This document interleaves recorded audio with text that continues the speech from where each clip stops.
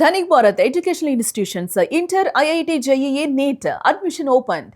కర్ణాటకలో కొత్త ప్రభుత్వం కొలువు తీరింది. కాంగ్రెస్ సర్కార్లో 3 ఏళ్ల తర్వాత నాయకత్వ మార్పు వచ్చింది.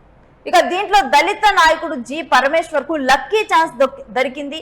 డిప్యూటీ సీఎం గా పరమేశ్వర ప్రమాణ స్వీకారం చేశారు. ఇక సిద్ధరామయ్య కేబినెట్ లో హోం మంత్రిగా సేవలు అందించారు.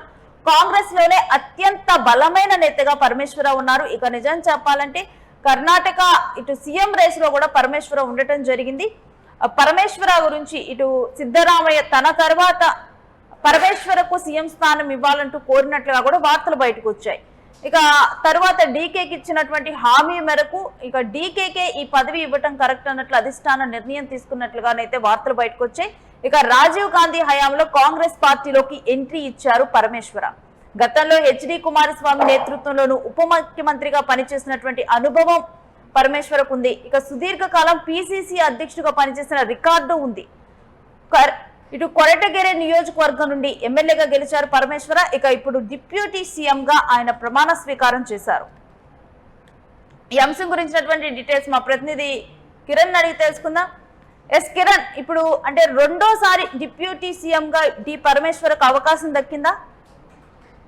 కర్ణాటక రాజకీయాల్లో పరమేశ్వరన్ అత్యంత సీనియర్ నేత, ఎస్సీ సామాజిక వర్గంలో కీలక నేతగా ఎదిగారు. అదేవిధంగా గతంలో ముఖ్యమంత్రి పదవి రేసులో కూడా ఆయన కీలకంగా ఉన్న నేపథ్యం ఉంది.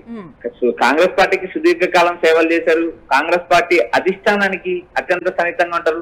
రాజీవ్ గాంధీ హయాం నుంచి కూడా రాజకీయాల్లో రాణించారు. కర్ణాటక కాంగ్రెస్ పార్టీకి కూడా ఒక వెన్నముక్క అని చెప్పొచ్చు. అలాంటి పరమేశ్వర్ గత సిద్ధరామయ్య కేబినెట్ లో కూడా ఆయన హోంశాఖ మంత్రిగా ఉన్నారు. సిద్ధరామయ్యతో అత్యంత సన్నిహితంగా ఉన్నారు. అయితే ఒకానొక సమయంలో తనకు ముఖ్యమంత్రి పదవి కాకపోతే పరమేశ్వరునికి ముఖ్యమంత్రి పదవి ఇవ్వండి అంటూ నేరుగా అధిష్టానాన్ని కూడా సిద్ధరామయ్య కన్విన్స్ చేసే ప్రయత్నం చేశారు. అయితే అధిష్టానం ఇచ్చిన మాటకు 2.5 ఫార్ములాకు కట్టుబడి ఉండాల్సిందే. ఎందుకంటే డికే శివకుమార్ కు హామీ ఇచ్చాము, డికే శివకుమార్ కు మాట ఇచ్చాము. ఆ నేపథ్యంలో భాగంగా మీరు 3 సంవత్సరాల తర్వాత అయినా సీఎం పీఠం ఖచ్చితంగా డీకేకి అప్పచెప్పి తీరాల్సిందంటూ కాంగ్రెస్ పార్టీ అధిష్టానం కుండబద్దలు కొట్టింది. ఆ నేపథ్యంలో భాగంగా కాంగ్రెస్ పార్టీ ఇద్దరి నేతలను కూర్చోబెట్టి సమన్వయం చేసి అధికార మార్పిడి ఎలాంటి ఒడిదుడుకులు లేకుండా అధికార మార్పిడి చేయడంలో కాంగ్రెస్ పార్టీ కీలక పాత్ర వచ్చింది. ఇక్కడ పరమేశ్వరన్ కూడా కాంగ్రెస్ పార్టీ అత్యున్నత హోదా ఇచ్చింది. ఏదైతే ఉప ముఖ్యమంత్రిగా డిప్యూటీ సీఎం గా కూడా పరమేశ్వరన్ కు నేరుగా కాంగ్రెస్ పార్టీ అధిష్టానం ఇచ్చింది.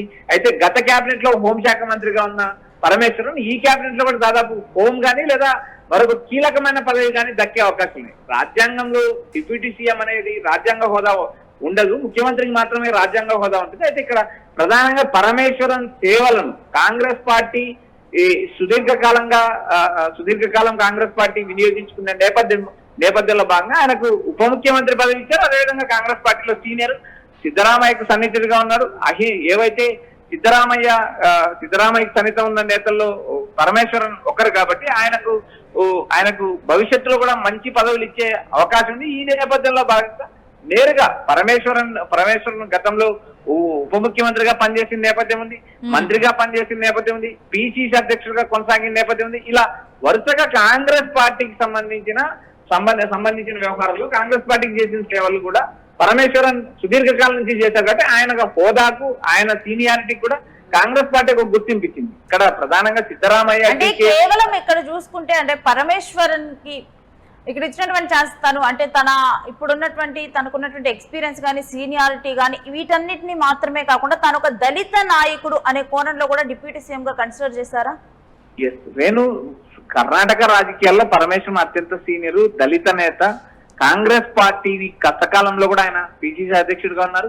డికే శివకుమార్ పిసిసి అధ్యక్షుడైన తర్వాత కర్ణాటకలో రాజకీయాలు పూర్తిగా స్వరూపం మారిపోయింది. ఎందుకంటే డికే ఆర్థికంగా బలవంతుడు, మరొక కాంగ్రెస్ పార్టీని ప్రతిపక్షంలో ఉన్నప్పుడు కూడా పట్టాలెక్కించింది నేత. ఇటు జోడు గుర్రాలుగా పేరు పొందిన సిద్ధరామయ్య, ఇటు డికే ఇద్దరు కలిసి 2023 ఎన్నికల్లో అధికారం తెచ్చారు. ఈ అధికారంలో కూడా దళిత నేత జి పరమేశ్వరన్ కావచ్చు, సతీష్ జార్కిహోలీ కావచ్చు, కొంతమంది కీలక నేతలు కాంగ్రెస్ పార్టీలో పనిచేయడం, కాంగ్రెస్ పార్టీ ఆయా సామాజిక వర్గాల సమతుల్యం పాటించడం, వారి ఓట్లను కొల్లగొట్టడంలో కూడా కీలక పాత్ర పోషించారు. పరమేశ్వరన్ బలమైన నేత, మరోపక్క సతీష్ జారకిహోళి కూడా బలమైన నేత. వీరు ఇద్దరు కూడా అల్ప సామాజిక వర్గాలకు సంబంధించిన వ్యక్తులు అయినప్పటికీ కూడా సిద్ధరామయ్యతో అత్యంత సన్నిహితంగా ఉండేవారు. అహిందా ఉద్యమాన్ని ఏదైతే ఎస్సీ ఎస్టీ బీసీ మైనారిటీ వర్గాలను ఏకతాటిపైకి తెచ్చిన ఘనత సిద్ధరామయ్యకి దక్కితే అందులో ఇటు పరమేశ్వరన్ అటు సతీష్ జారకిహోళి లాంటి నేతల పాత్ర ఒక బలంగా ఉండేది. ఏదైతే కులగణన చేయడంలో దేశంలో మొట్టమొదటిసారిగా కులగణన మొదలు పెట్టిన నేతే సిద్ధరామయ్య. సిద్ధరామయ్య ఆయా రాష్ట్రంలో ఉన్న కర్ణాటక రాష్ట్రంలో ఉన్న మైనారిటీలు ఎంతమంది, ఎస్సీ ఎస్టీ సామాజిక వర్గాలు ఎంతమంది, బీసీలు ఎంతమంది, ఓబీసీలు ఎంతమంది, ఇటు అగ్రవర్ణాలు ఎంతమంది అనే అంశాలను కూడా ఆయన కులగణన చేపించారు. ఎట్టకేలకు ఆ కులగణన కూడా పూర్తి చేసి కులగణన రిపోర్టు కూడా ప్రకటించిన తర్వాత ఆయన సుదీర్ఘకాలం కర్ణాటక ముఖ్యమంత్రిగా రికార్డు సాధించారు. ఆ నేపథ్యంలో ఆయన రాజీనామా చేశారు. అయితే ఆయన సన్నిహితంగా ఉన్న పరమేశ్వరన్ కావచ్చు, సతీష్ జారకిహోళి కావచ్చు, రామలింగారెడ్డి కావచ్చు, ఆయనతో పాటు నడిచిన సీనియర్ నేతలందరికీ దాదాపు క్యాబినెట్ లో చోటు దక్కింది.